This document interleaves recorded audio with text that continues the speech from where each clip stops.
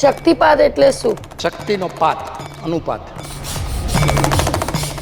શ્વાસની પ્રક્રિયા જે છે, શ્વાસને જોવાની પ્રક્રિયા, જેને સોહમ કહેવામાં આવે છે, એ પ્રક્રિયા મૂળભૂત એના સંશોધક જે કહેવાય એ ભગવાન શિવ છે. તંત્ર સાથે સંકળાવો છો ત્યારે એના રહસ્ય ખુલ્લા પડે છે.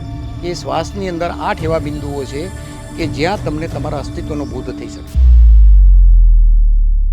તો મિત્રો, અત્યારે શ્રાવણ મહિનો ચાલી રહ્યો છે અને અમારી સાથે જે ગુરુજી જોડાયા છે, ખૂબ ધ્યાન કરાવે છે. દેશ વિદેશમાં પણ ગુરુજી ધ્યાન બધાને કરાવે છે અને એમનો જે સોમ ક્રિયા છે એ પણ બધાને શીખવાડે છે કેવી રીતે થાય અને શક્તિપાત શું છે, અને દેશ વિદેશમાં પણ બધાને શીખવાડે છે.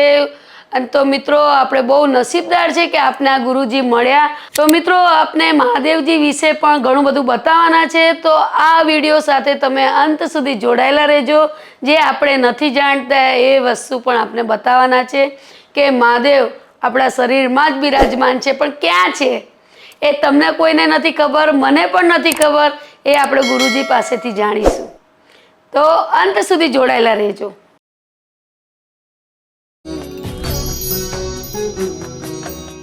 ગુરુજી, અત્યારે શ્રાવણ મહિનો ચાલી રહ્યો છે, શિવની પૂજા કેવી રીતે કરવી અને શિવ શું છે એ વિશે અમને જાણકારી આપો. હવે જ્યાં શિવ શબ્દ આવે છે ને, તો મોટાભાગે સમાજની અંદર આપણે આકાર સાથે સંકળાયેલા છીએ કે જે બધો પ્રચલિત આકાર ભગવાન શિવજીનો. તો આ શિવજીની એ સાકાર પ્રતિમા થઈ. તો એ તો આપણે બધા એનાથી વેલ નોન, વેલ પરિચિત છીએ. પણ એ સિવાય શિવજીનું બીજું એક સ્વરૂપ પણ જે છે કે જેને નિરાકાર સ્વરૂપ કહેવાય છે. તો નિરાકાર સ્વરૂપને આકારમાં સમજાવવા માટેની પ્રક્રિયા, એના માટે થઈને આપણે કોઈક આકારનું સર્જન થયું આપણા ઋષિમુનિઓએ, અને એની અંદર એ આકારની સાથે અમુક પ્રતીકો એની સાથે જોડાયા. એટલે જે મોટાભાગે સમાજમાં જે પ્રચલિત જે છે એ ભગવાન શિવજીની પ્રતિમા. પણ એ સિવાય પણ જે શિવજીનું જે અસ્તિત્વ જે છે એ નિરાકાર છે, અને એ અસ્તિત્વને જાણો ત્યારે તમે સાચા અર્થની અંદર શિવને તમે મળી શકો છો. ગુરુજી, આપણે શિવજીની પૂજા કરીએ છીએ તો બિલ્લીપત્ર છે, જળ છે, ઘણા દૂધ ચડાવે છે, એનું વૈજ્ઞાનિક કારણ શું છે? શિવજીને જ્યારે શિવલિંગની આપણે પૂજા કરીએ છીએ તો એની સાથે ભક્તિ માર્ગ સંકળાયેલો છે કે શિવજીના કોઈક આકાર, જેને નિરાકારને શિવલિંગને સ્વરૂપે દર્શાવવા માટેનો પ્રયત્ન કર્યો. જો કે નિરાકારને કોઈ દિવસ કોઈ આકારમાં ઢાળી શકાય નહીં, પણ છતાં પણ એમને શક્ય એટલો પ્રયાસ કર્યો કે જેને શિવલિંગના મારફતે, કે જેનો કોઈ નિશ્ચિત આકાર આપણે સ્પષ્ટ ના કરી શકીએ, પણ તેમ છતાં પણ શિવલિંગ પોતે પણ એક આકાર છે. તો શિવલિંગ જે છે એની આપણે જ્યારે શ્રાવણ માસમાં પૂજા કરીએ છીએ, અને એની સાથે સાથે પાછળ જે સર્પ જે છે, અને સાથે સાથે એની ઉપર આપણે જે અભિષેક કરીએ છીએ દૂધનો, અને નીચે જે થાળું જે છે, તો આ ત્રણેયને યોગની ભાષાની અંદર એક પ્રક્રિયા, યોગિક પ્રક્રિયા સાથે સંકળાયેલી પ્રક્રિયા છે. આ જે આખું એક ચિત્ર જે તૈયાર થાય છે એ એક યોગિક પ્રક્રિયા સાથે સંકળાયેલું છે કે જેની અંદર નીચેનું થાળું જે છે એ માનું ગર્ભ કહેવાય. એ ગર્ભની અંદર લિંગનું જન્મસ્થાન, એટલે કે કોઈ પણ લિંગ, સ્ત્રીલિંગ કે પુલ્લિંગ લિંગ, એ જન્મ ધારણ કરે છે, જન્મ લે છે. અને પાછળ એ લિંગની પાછળ જે સર્પ દર્શાવવામાં આવેલો છે એ છે તમારી સ્પાઇનલ કોર્ડ. એ લિંગની અંદર રહેલી સ્પાઇનલ કોર્ડ, જે આપણે પ્રાણ ઉર્જાના વહન માટેની, એના ઉત્થાન માટેનું મુખ્ય સ્થાન છે. તો જ્યારે તમારી એ પ્રાણ ઉર્જા એ સ્પાઇનલ કોર્ડની અંદર પ્રવેશે છે, અને સ્પાઇનલ કોર્ડથી જ્યારે ઉપર ઉઠે છે અને જ્યારે પૂર્ણ સ્વરૂપે પ્રકાશબંધ થાય છે, ત્યારે એ જીવને પોતે શિવ સ્વરૂપ હોવાનું જ્ઞાન થાય છે. આ એનું વૈજ્ઞાનિક અભિગમ એનો એ છે કે જે એક આખી યોગિક પ્રક્રિયાને તમને સમજાવવા માટેનો આપણા ઋષિમુનિએ પ્રયાસ કર્યો છે. તો જે જાણકાર જે છે, જે સમજે છે, એ આનો આધાર લઈને પોતાની સાધનાની અંદર આગળ વધી શકે છે. ગુરુજી, તમે હમણાં વાત કરી પ્રાણ ઉર્જાની વાત, એને જાગૃત કરવી હોય તો કેવી રીતે કરાય? પહેલી વાત તો એ કે આપણા શરીરની અંદર પ્રાણ છે એની તમને ખબર પડે. બધાના શરીરમાં આપણે જીવીએ છીએ પ્રાણના આધારે જ. આપણું હિન્દુ કલ્ચર એમ કહે છે કે આપણો જીવનનો આધાર જે છે પ્રાણ છે. તો એ પ્રાણ છે એની તમને પહેલી વાત તો એ ખબર પડે. એ એવું નથી કે ક્યાંય બહારથી આવવાનો છે અથવા નથી, છે જ આપણા શરીરની અંદર, અને એ જાગૃત જ છે. જાગૃત છે એટલે જ તો આપણા શરીરની અંદરનું જે તંત્ર જે છે વ્યવસ્થિત કામ કરી રહ્યું છે. આપણે જે ખોરાક ખાઈએ છીએ એ પચાવવાનું કામ એ પ્રાણ ઉર્જાના થકી જ પોસિબલ છે. એવી રીતે આખા શરીરની અંદર લોહી ફરે છે, તો એ શક્તિ જે શરીરની અંદર જે છે એ પ્રાણ ઉર્જા એટલે શક્તિ. તો એ શક્તિ થકી જ આપણા શરીરના અંદરના જે કાર્યો છે એ બધા થઈ રહ્યા છે. એટલે જાગૃત તો છે જ. પ્રશ્ન એ છે કે હવે એ જાગૃત ઉર્જાને કેવી રીતે ડેવલપ કરી, કેવી રીતે વિકસિત કરવી, અને આપણા જીવનનું જે મૂળ લક્ષ્ય જે છે ઈશ્વર પ્રાપ્તિનું અથવા સ્વ સ્વરૂપનું જ્ઞાન, આત્મજ્ઞાન, આત્મબોધ, નિર્વાણ, આ બધા મોક્ષ, તો આ બધા અલગ અલગ શબ્દો છે, ત્યાં સુધી કેવી રીતે એ અવસ્થાને પહોંચવું, એ પ્રાણ ઉર્જાનો આધાર લઈને, એ શક્તિનો આધાર લઈને એ શક્તિને એ મુકામ સુધી, એ લક્ષ્ય સુધી કેવી રીતે પહોંચાડવી, આ જીવનનું લક્ષ્ય છે. ગુરુજી, આધ્યાત્મિક અને ધાર્મિક બેવની વચ્ચે શું તફાવત છે?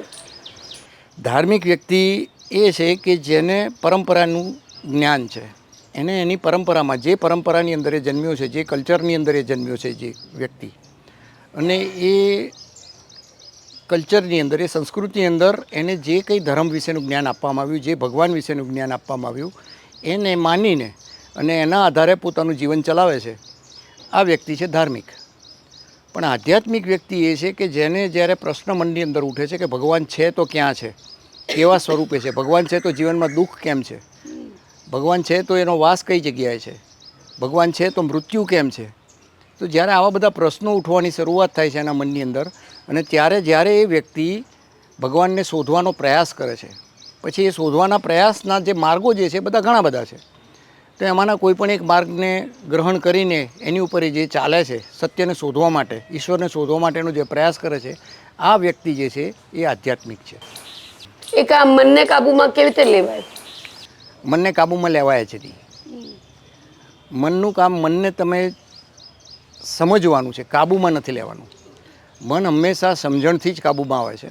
એને કાબૂમાં લેવો એટલે એને એ સ્પ્રિંગ જેવું કામ છે કે જેટલો તમે એને દબાવશો એટલું ડબલ ફોર્સથી ઉછળવાનું છે. તો મનને દબાવ્યા કરતાં એને સમજો કે આપણું મન કેવી રીતે કામ કરે છે, અને પછી એની કામ કરવાની પદ્ધતિને એકવાર તમે સમજી જશો, કેવી રીતે કામ કરે છે, કઈ દિશામાં આગળ વધે છે, કઈ દિશામાં ફંટાય છે, કઈ દિશામાં સ્થિર રહે છે, કઈ દિશા તરફ એ જોડાય છે, તો આ બધા એના જુદા જુદા જે માર્ગો જે છે એને તમે પહેલો ઓળખો, અને જેમ જેમ તમે ઓળખતા જશો એટલે આપોઆપ સહજ રીતે મનની એક્ટિવિટી, મનની પ્રવૃત્તિ જે છે તમને સમજાશે, અને જેમ જેમ એ સમજણ તમારી વધતી જશે એમાં આપોઆપ તે તમારે હવે કઈ મનની કઈ દિશા તરફ તમારે મનને વધારે લઈ જવું છે એ તમારા હાથની વાત થઈ જશે. એટલે અત્યાર સુધી મન જે અનિયંત્રિત રીતે કામ કરતું હતું એના બદલે હવે એ જ મન તમારા નિયંત્રણની અંદર નિશ્ચિત ફોકસ સાથે જોડાયેલું રહેશે. ગુરુજી, મહાદેવ પોતે ધ્યાન કરે છે, તો ધ્યાનથી શું ફાયદો થાય છે?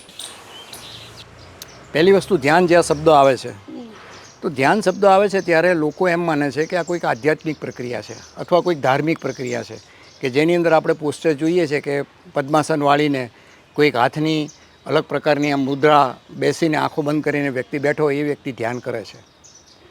તો એ વાત નથી.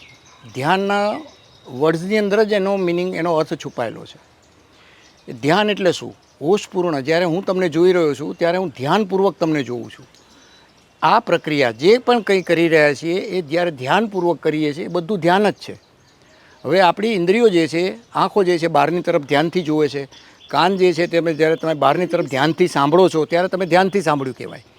એવી રીતે જ્યારે તમે જમો છો ત્યારે જે સ્વાદ લઈએ છે એ જે ધ્યાનથી તમે સ્વાદ લો ત્યારે તમે ધ્યાનપૂર્વક સ્વાદ લો છો. તો આ બધી પ્રકૃતિ જે છે, આપણો પ્રાણ જે છે બહારની તરફ ખેંચાય છે.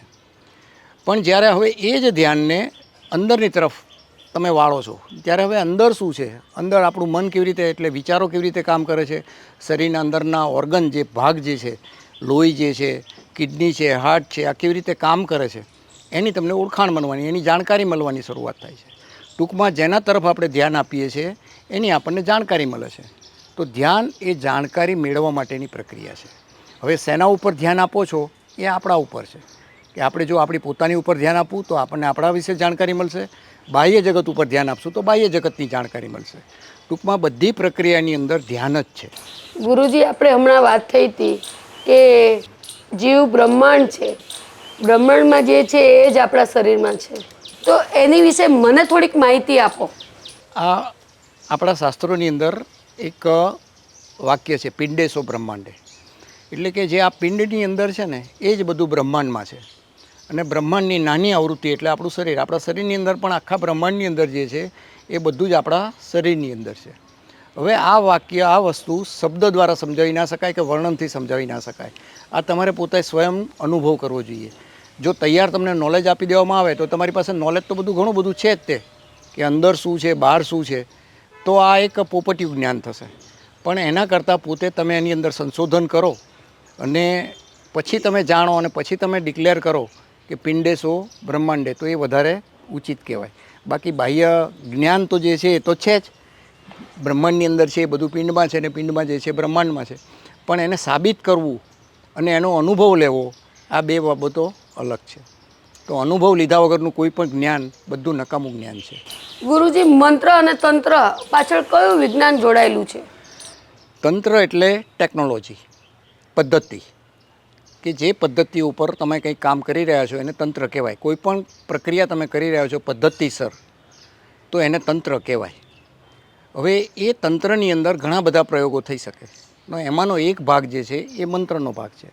હવે મંત્રનું જે વિજ્ઞાન જે છે એ ધ્વનિ અને ધ્વનિના આંદોલનો, એના આવર્તન, એ જે આપણે ધ્વનિ મોઢામાંથી જે શબ્દ બહાર નીકળે છે અને એના કારણે એક આવર્તન એટલે વાઇબ્રેશન ક્રિએટ થાય છે ધ્વનિ થકી. તો આ વાઇબ્રેશનની અસર જે છે મારી સુધી, મારો અવાજ તમારા સુધી પહોંચે છે કેવી રીતે? એ વચ્ચે એક વાઇબ્રેશન છે, એક તરંગો છે. એ તરંગો તમારા કાનને અથડાય છે અને પછી મન એનું વિશ્લેષણ કરે છે. તો આખું જે વિજ્ઞાન જે છે ધ્વનિ ઉપર, આ જે મંત્રનું જે વિજ્ઞાન જે છે એ તરંગોને કેવી રીતે ચોક્કસ દિશા આપવી ધ્વનિના મારફતે, અને એના દ્વારા ચોક્કસ પરિણામ કેવી રીતે પ્રાપ્ત કરવું, આખું વિજ્ઞાન એના ઉપર સંકળાયેલું છે. તો મંત્રનું વિજ્ઞાન આપણે એમ કહી શકીએ કે ધ્વનિ અને તરંગોનું વિજ્ઞાન છે. હવે કેવા પ્રકારનો ધ્વનિ કરો તો કેવા પ્રકારના તરંગો ઉત્પન્ન થાય, અને એ તરંગો કયા કયા કેવી રીતે બાહ્ય અને અંદર કેવી રીતે અસર કરે, એ વિજ્ઞાનને જાણવું એટલે મંત્ર વિજ્ઞાનને જાણવું. ગુરુજી, અત્યારે અમારા દર્શક મિત્રોને ધ્યાન કરવું હોય તો આપણે કોનું કરવું? ઘણા લોકો એના કોઈ ગુરુજીના નામ લઈને કરે છે, તો આપણે ધ્યાન પ્રોપર કરવું હોય તો કોનું કરવું જોઈએ? ધ્યાન કરવા માટેની કોઈ ચોક્કસ પ્રક્રિયા નથી. કોઈ પણ વસ્તુને માધ્યમ બનાવીને તમે ધ્યાન કરી શકો છો. બધા માધ્યમ છે, પણ સૌથી સારામાં સારું જો માધ્યમ કોઈ હોય તો આપણું પોતાનું શરીર છે. કે પોતાના જ શરીરને માધ્યમ બનાવીને જ્યારે પોતાના શરીરનું તમે ધ્યાન કરો છો તો તમને પહેલાં તો પોતાની જાણકારી મળવાની શરૂઆત થાય છે. કારણ કે બાહ્ય જગતને આપણે ઓળખીએ છીએ કોના થકી? આપણા પોતાના થકી. તો પહેલાં આપણી ફરજ એ આવે કે આપણે આપણી પોતાને ઓળખીએ કે મારા શરીરની અંદર મારા મન કેવી રીતે કામ કરે છે, મારું શરીર કેવી રીતે કામ કરે છે. તો જ્યારે તમે એના ઉપર ધ્યાન આપવાની શરૂઆત કરો છો, એ ધ્યાનની પ્રક્રિયામાં જોડાવ છો, તો એના માટે જો સરળમાં સરળ કોઈ પ્રક્રિયા હોય તો આંખો બંધ કરીને બે આંખની વચ્ચે તમે ધ્યાન આપો, તો આ સરળ પ્રક્રિયા છે. અને મનની અંદર આવતા જતા વિચારોને જોયા કરો માત્ર સાક્ષી ભાવે, અને શરીરને પણ સાક્ષી ભાવે જોયા કરો. શરીર તમારું જે કંઈ કરી રહ્યું છે એને તમારે બાધિત નથી કરવાનું. જે કંઈ થઈ રહ્યું છે શરીરની અંદર પોતાના પ્રયાસથી કંઈ કરવાનું નથી, પણ શરીર પોતાની રીતે કંઈક રિએક્ટ કરી રહ્યું છે. કે બેઠા બેઠા તમારું શરીર અકળાઈ ગયું અને શરીરે કંઈક મૂવમેન્ટ કરી, તો એના ઉપર પણ તમારે ધ્યાન આપવાનું છે. એને રોકવાનું નથી, એના સાક્ષી બનવાનું છે. એવી રીતે મનની અંદર પણ વિચારો આવે છે તો મનના વિચારોના પણ તમારે સાક્ષી બનવાનું છે, સારા કે ખરાબ. આને રોકવાના નથી, માત્ર એને જોયા કરવાના છે. તો આ જોવાની પ્રક્રિયા એ જ ધ્યાનની પ્રક્રિયા. તો તમે આવી રીતે બે આંખોની વચ્ચે પણ ધ્યાન કરી શકો છો. અને એવી રીતે બીજો રસ્તો છે તમારા શ્વાસ. આપણો આધાર જે જીવનનો જે છે શ્વાસ સાથે વણાયેલો છે. તો જ્યારે તમે શ્વાસને જોવાની પ્રક્રિયા સાથે જોડાઓ છો, શ્વાસની સાથે તમે જોડાઓ છો, ત્યારે એ જીવનનો ઉદ્ભવ સ્થાન જે છે, જાણે અજાણે જો સતત તમે આ પ્રક્રિયા સાથે જોડાયેલો, શ્વાસને જોવાની પ્રક્રિયા સાથે, તો એક સમય એવો આવે છે કે તમને તમારા પોતાના અસ્તિત્વની જાણકારી મળી જાય છે. આ ભગવાન શિવની પ્રક્રિયા છે. શ્વાસની પ્રક્રિયા જે છે, શ્વાસને જોવાની પ્રક્રિયા, જેને સોહમ કહેવામાં આવે છે, એ પ્રક્રિયા મૂળભૂત એના સંશોધક જે કહેવાય એ ભગવાન શિવ છે. તમારા મતે બેસ્ટ કયું? આંખથી કરવું જોઈએ કે શ્વાસથી કરવું જોઈએ? દરેકની પોતાની પ્રકૃતિ ઉપર નિર્ભર છે. અચ્છા. જેને જે પ્રકૃતિ, દરેક વ્યક્તિની પ્રકૃતિ અલગ અલગ છે. ધ્યાન કરવા માટે હું તમને એવું કોઈ ફોર્સ ના કરી શકું. તમારી પ્રકૃતિ અલગ પ્રકારની હોય, તમારે બે ત્રણ પ્રયોગો ઉપર પ્રયોગ કરી જોવાના, અને પછી એમ નક્કી કરવાનું કે હા, આ પ્રયોગની અંદર બેસવાથી, આ પ્રક્રિયા સાથે જોડાવાથી હું શાંત અને સ્થિર બેસી શકું છું. તો એ પ્રક્રિયાને પછી આપણે પકડી રાખવાની છે. પ્રયોગો ઘણા બધા છે. એ જ્યારે આપણે પ્રેક્ટિકલ શિબિર કરાવીએ છીએ ત્યારે આ ધ્યાન કેવી રીતે કરવું એના અલગ અલગ પ્રયોગો આપીએ છીએ. પણ શરૂઆતના બેઝિક લેવલના પ્રયોગોમાં આ બે પ્રયોગો તમે કરી શકાય. ગુરુજી, શક્તિપાત એટલે શું? શક્તિનો પાત, અનુપાત. માનો કે તમારી પાસે 100 રૂપિયા છે અને બીજી કોઈ વ્યક્તિને તમે એમાંથી 10 રૂપિયા આપો છો, તો આ તમે શક્તિપાત કર્યો કહેવાય નાણાંનો. તમારા પોતાના નાણાંનો ઉપયોગ કરીને બીજાને તમે કંઈક મદદરૂપ થયા. એમ કોઈ એક વ્યક્તિ પાસે પોતાની સાધના કરીને કે ધાર્મિક લેવલે કે કોઈ પણ પ્રક્રિયા દ્વારા એને પોતાના પ્રાણોનું ઉત્થાન કરેલું છે. એટલે કે પ્રાણોની જે વ્યાપ જે છે એનો પોતાના શરીરમાં ખૂબ જ વધારેલો છે. તો એ પ્રાણોના માધ્યમથી સામેની વ્યક્તિના પ્રાણને ઉપર ઉઠાવવાની કોશિશ કરે છે અને સામેનો વ્યક્તિનો પ્રાણ પણ આંદોલિત થાય છે અને એના સ્પંદનોની અનુભૂતિ કરી શકે છે. તો જ્યારે એ સ્પંદનોની અનુભૂતિ થાય ત્યારે એના કારણે થઈને એ સામેના વ્યક્તિની અંદર શરીરની અંદર અલગ અલગ પ્રકારની પ્રક્રિયાઓ ઉદ્ભવે છે. એમાં હસવું, રડવું, શરીરની અંદર કંપન, ડોલન, ધ્રુજારી આવા અનેક પ્રકારના લક્ષણો એની અંદર થાય છે. તો આ પ્રક્રિયાને શક્તિપાતની પ્રક્રિયા કહેવાય કે જ્યારે કોઈક વ્યક્તિ પોતાના પ્રાણનો ઉપયોગ કરીને, પોતાની શક્તિનો ઉપયોગ કરીને સામેની વ્યક્તિના પ્રાણને ઉપર ઉઠાવવાની કોશિશ કરે છે અથવા વધારવા માટેની કોશિશ કરે છે, પ્રયાસ કરે છે, તો એને શક્તિપાત કર્યો કહેવાય. અને કુંડળીની જાગૃતતા એટલે શું?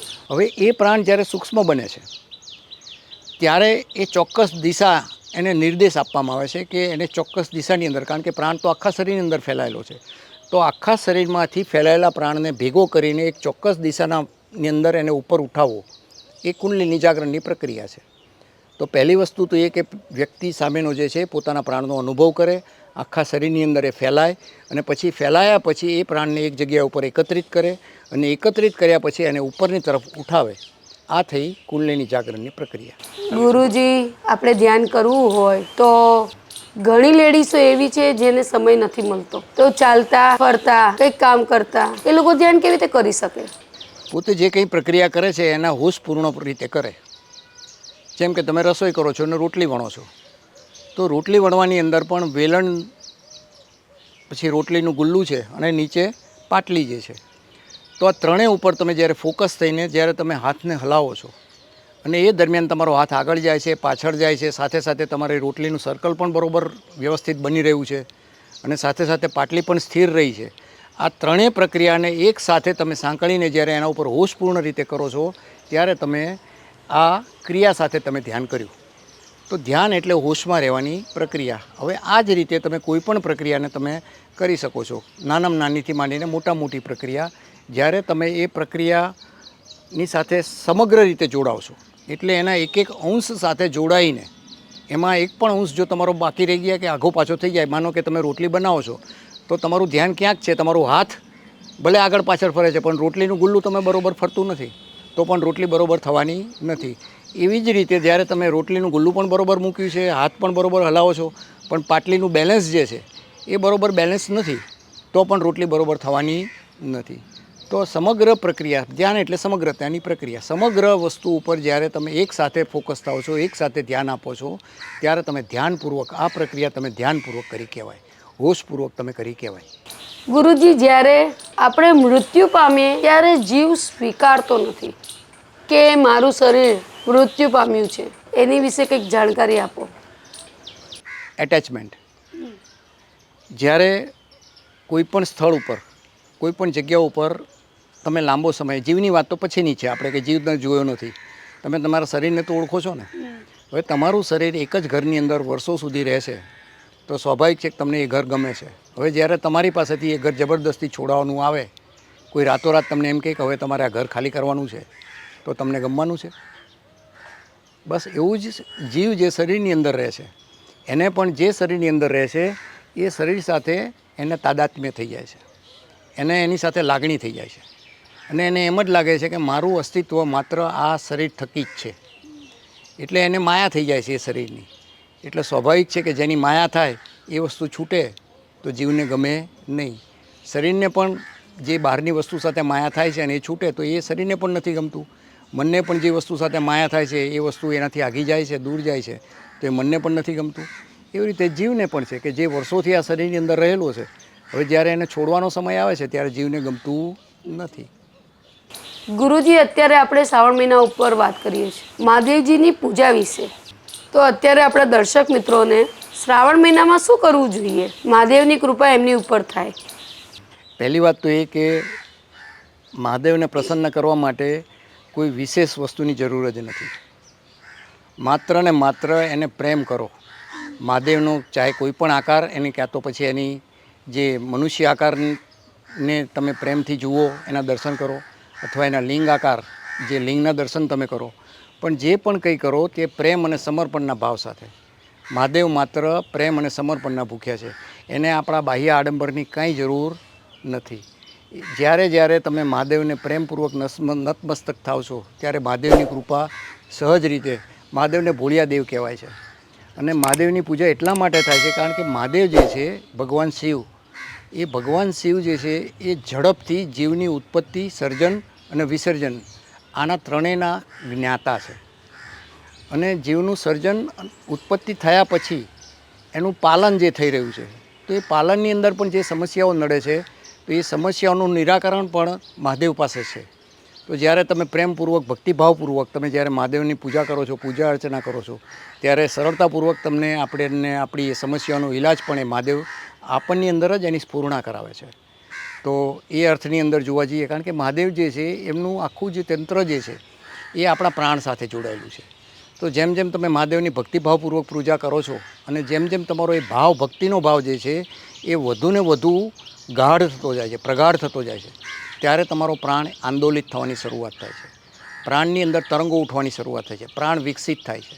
બસ આ પ્રાણ જે વિકસિત થયેલો પ્રાણ જે છે એ જ આપણી સમસ્યાઓનું નિરાકરણ લાવે છે. હવે કરવું શું, આ જ્યારે પ્રશ્ન આવે છે, તો કરવા માટેની તો તુંડે તુંડે મતિ ભિન્ન. તમારી પ્રકૃતિ આ પ્રકારની છે, તમને એમ લાગે છે કે મારે મંદિરમાં જઈને જ મારે મહાદેવના દર્શન કરવા જોઈએ. બીજા કોઈની પ્રકૃતિ એ પ્રકારની છે કે ના, મારે માત્ર લિંગના ઘરે બેઠા જ દર્શન કરવા જોઈએ. ત્રીજી વ્યક્તિની પ્રકૃતિ એ ટાઈપની છે કે ના, હું ક્યાંક કોઈક પર્વત ઉપર જતો રહું ને મહાદેવ જે પ્રમાણે સાધના કરતા હતા એમ પદ્માસન વાળીને આંખો બંધ કરીને સાધના કરું. તો આ દરેક વ્યક્તિની પોતાની નિષ્ઠા, પોતાનો ભાવ અને પોતાનું સામર્થ્ય ડિપેન્ડ્સ એની ઉપર છે. કોઈ પણ રસ્તે તમે જાઓ, પણ જ્યાં સુધી સમર્પણનો ભાવ મહાદેવ પ્રત્યે, ભક્તિનો ભાવ જ્યાં સુધી નહીં હોય ત્યાં સુધી આમાંથી કોઈ પણ વસ્તુનું પરિણામ મળવાનું નથી. અને જો ભક્તિનો ભાવ હશે તો રસ્તા પણ મહાદેવ પોતે જ તમને સુજાડશે. એટલે જ અમારા દર્શક મિત્રોને ભક્તિ રાખો મહાદેવ માટે, તો તમને મહાદેવ મળશે. કોઈ પણ દર્શકો માટે, કોઈ પણ ભગવાન માટે, જ્યાં જે ભગવાનને તમે માનો છો એની અંદર તમારો સમર્પણનો ભાવ, ભક્તિનો ભાવ એ અગત્યનો છે. મહાદેવ પ્રત્યે જ તમે ભક્તિનો ભાવ હોય, ઘણીવાર કેવું થતું હોય છે કે હું મહાદેવની પૂજા કરું છું એટલે મને મહાદેવ પ્રત્યે સહજ રીતે ભક્તિનો ભાવ હોય, પણ બીજા કોઈ છે એને પોતાના ઈષ્ટદેવ અલગ છે, તો એને એના પ્રત્યે, પોતાના ઈષ્ટદેવ પ્રત્યે ભક્તિનો ભાવ છે. અગત્યનું જે છે એ સામે કોની પૂજા કરો છો એ નથી, અગત્યનો તમારો પોતાનો ભક્તિનો ભાવ અને સમર્પણનો ભાવ અગત્યનો છે. તો સમર્પણનો ભાવ, પણ તકલીફ ત્યાં થઈ છે કે આ પ્રક્રિયાને આપણા અહંકાર સાથે જોડી દીધી છે. એટલે હવે હું જેની પૂજા કરું છું એ શ્રેષ્ઠ, બીજો જેની પૂજા કરે છે એના કરતાં મારી પૂજા સારી, મારા દેવ સારા. તો આ પ્રક્રિયા કોઈ સાધનામાં ક્યાંય તમને લઈ જતી નથી, એનું કોઈ પરિણામ પણ આપતું નથી. ગુરુજી, સાક્ષી ભાવ એટલે શું? સાક્ષી ભાવ શબ્દ જે છે ને એ ભગવાન શ્રી કૃષ્ણ દ્વારા આપવામાં આવેલો છે. જેમ મહાદેવે તંત્ર વિજ્ઞાન આપ્યું એ રીતે ભગવાન શ્રી કૃષ્ણે આત્માનો બોધ આપ્યો, આત્માનું જ્ઞાન આપ્યું અને એના ફળ સ્વરૂપે ગીતાનો ઉદ્ભવ થયો. તો ગીતાની અંદર તમામ શ્લોકોની અંદર સૌથી પહેલી જે શરૂઆત થાય છે એમાં ભગવાન શ્રી કૃષ્ણ અર્જુનને શું કહે છે કે હે અર્જુન, તું સાક્ષી થા, એટલે કે વિટનેસ બન, તું દ્રષ્ટા બન, તું ભોગતા ના બનીશ. આ જે યુદ્ધની અંદર જે કંઈ થઈ રહ્યું છે એનો તું દ્રષ્ટા બન, કરતા ના બનીશ. કરતા ભાવે કંઈ પણ કાર્ય તું કરીશ નહીં. તો આપણે કેવું છે કે શરીરને આપણે સર્વસ્વ માનીને અને શરીરના ચલાવનારા કરતા માનીને આપણે આપણું જીવન ચલાવીએ છીએ કે આ શરીરને હું જ ચલાવું છું. પણ જ્યારે એના બદલે તમે એની સાક્ષી, શરીરના તમે સાક્ષી બનો છો, વિટનેસ બનો છો, એટલે એનો અર્થ જ એ થયો કે તમે અને શરીર જુદા છો. તો જ્યારે શરીર પોતાના જે નિર્ધારિત કર્મોને આધારિત શરીર કામ કરવાનું છે, મન એના નિર્ધારિત કર્મોને આધારિત કામ કરવાનું છે અને થતું જ રહેવાનું છે. આપણે માત્ર શું કરવાનું છે કે એના દ્રષ્ટા બનવાનું છે. તો જેમ જેમ તમે દ્રષ્ટા બનતા જાઓ છો એમ તમે શરીર અને મનથી ઉપરથી ઉઠવાની શરૂઆત થાય છે. તો ગીતાના સૌથી પહેલાં અધ્યાયની અંદર સૌથી પહેલું જ જે કંઈ શ્લોક જે છે એ અગત્યતા એની સાક્ષી ભાવ છે કે જીવન આખું તમારું સાક્ષી ભાવ, જેમ જેમ તમે બીજી કોઈ વિધિ ના કરો ધર્મની, પણ તમે પોતાના શરીર અને મનને જો જીવનભર તમે સાક્ષી ભાવ, દ્રષ્ટા ભાવથી જોતા થાવ તો તમે આજે નહીં તો કાલે તમને આત્મબોધ તમને થવાનું છે, તમારા પોતાના સ્વયંનો સ્વરૂપનો તમને જ્ઞાન થવાનું છે. ઈશ્વરના સ્વરૂપનું જ્ઞાન થવાનું છે, પરમાત્માનું તમને જ્ઞાન થવાનું છે. પણ એનું પહેલું પગથિયું એ જે છે સાક્ષી ભાવ છે. અને મહાદેવજીએ જ્યારે પાર્વતીજીને તંત્ર શીખવાડ્યું એ તંત્ર કયું હતું? મહાદેવે જે પાર્વતીને જેવી રીતે ભગવાન શ્રી કૃષ્ણે ગીતા દ્વારા આત્માનો બોધ આપ્યો, એવી રીતે ભગવાન શિવજીએ પણ પાર્વતીજીને બોધ આપ્યો, પોતાના સ્વસ્વરૂપને જાણવા માટેની ટેકનિક આપી. તંત્ર એટલે ટેકનિક, પ્રક્રિયા. અને એ પ્રક્રિયાના એમને 112 સૂત્રો આપ્યા. એમાંના 8 સૂત્રો જે છે એ આપણા શ્વાસ સાથે વણાયેલા છે, અને બાકીના બધા સૂત્રો અલગ અલગ પ્રકૃતિની વ્યક્તિઓને માફક આવે એવા. કારણ કે દરેક સૂત્ર દરેક પ્રકૃતિ, કારણ કે દરેક વ્યક્તિની પ્રકૃતિ ભિન્ન ભિન્ન છે, અલગ અલગ છે.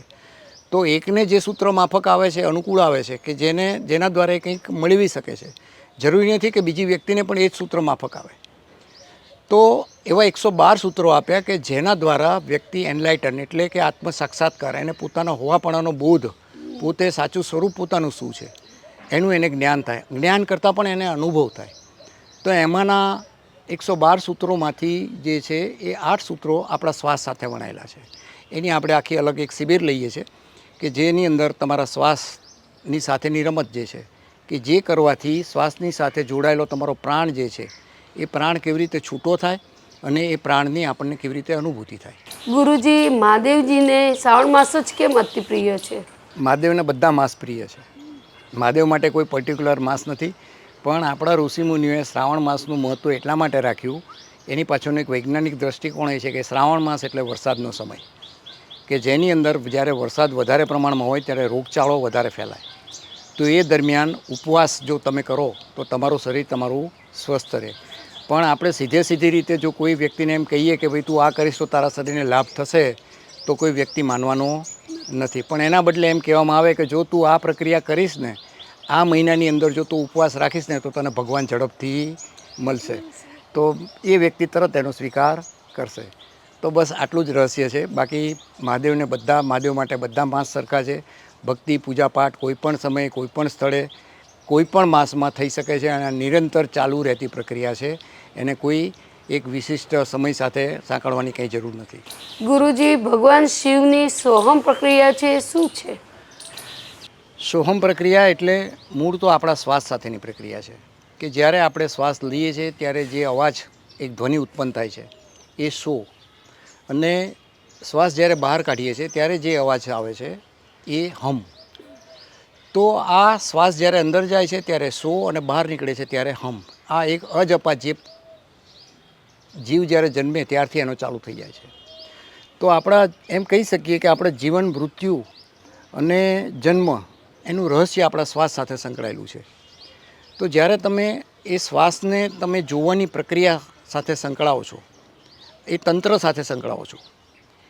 પ્રક્રિયા એટલે તંત્ર. એ તંત્ર જ્યારે તમે સાથે સંકળાવો છો ત્યારે એના રહસ્ય ખુલ્લા પડે છે. કે એ શ્વાસની અંદર 8 એવા બિંદુઓ છે કે જ્યાં તમને તમારા અસ્તિત્વનો બોધ થઈ શકે, તમને તમારા સ્વસ્વરૂપનો બોધ થઈ શકે.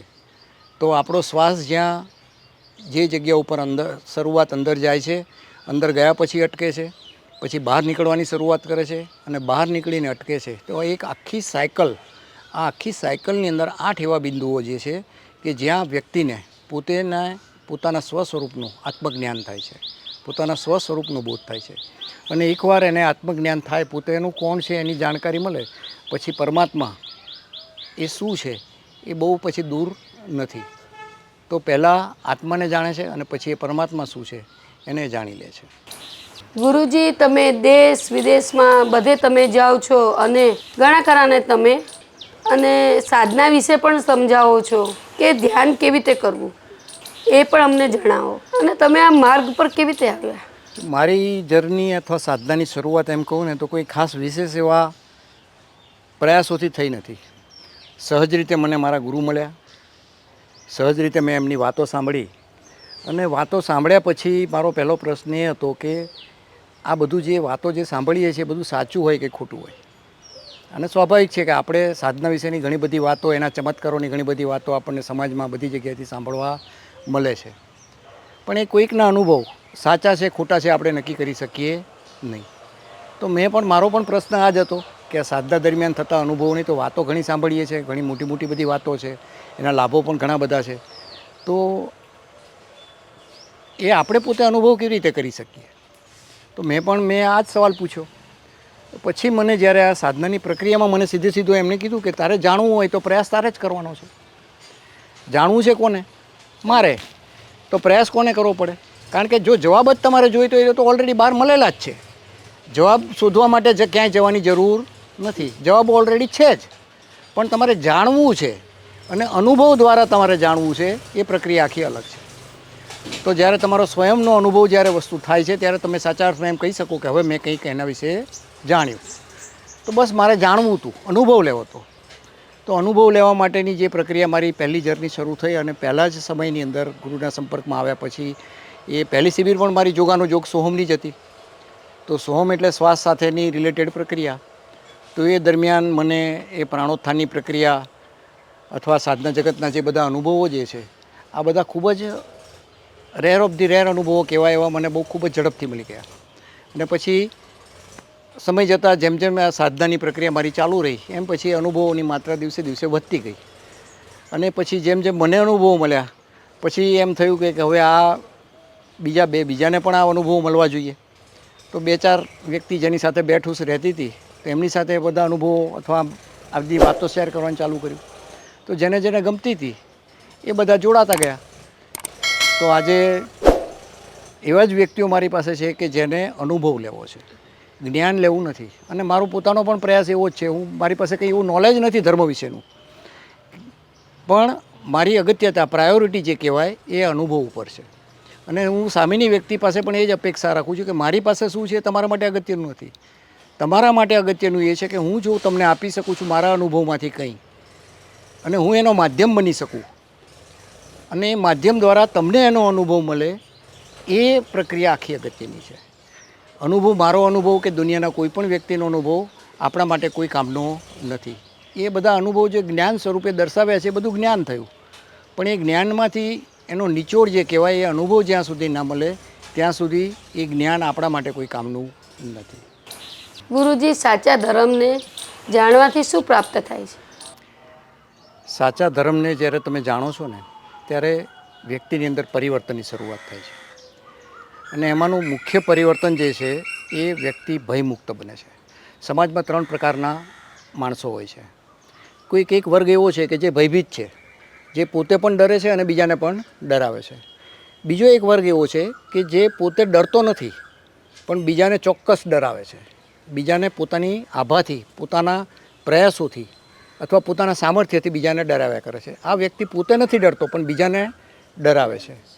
જ્યારે ત્રીજો વર્ગ એવો જે છે અને જે બહુ જ નાનો છે એ છે અભય, કે જે પોતે પણ ડરતો નથી અને બીજાને પણ ડરાવતો નથી. તો જેને સત્યને જાણ્યું છે એ વ્યક્તિ પોતે પણ અભય બને છે, એટલે ડરતો પણ નથી અને બીજાને ડરાવતો પણ નથી.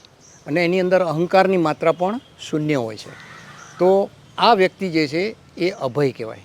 તો જો સાચો ધર્મ તમે જાણવાની પ્રયાસ કરો છો ત્યારે દિવસે ને દિવસે તમે બધી બાબતોથી મુક્ત થતા જાઓ છો, તમામ પ્રકારના ભયથી મુક્ત થતા જાઓ છો અને સાથે સાથે તમે અભય બનતા જાઓ છો. એટલે કે ભયની માત્રા જેમ જેમ ઓછી થતી જાય એમ અભયનો હોવાનો અહેસાસ તમારો, અને ચરમસીમાએ જ્યારે આ અભયનો અહેસાસ એ કહી શકીએ કે જ્યારે તમને એ વખતે પોતાને અનુભવ થઈ જાય. મોટામાં મોટો ડર, ભય માણસને શેનો છે? મૃત્યુનો.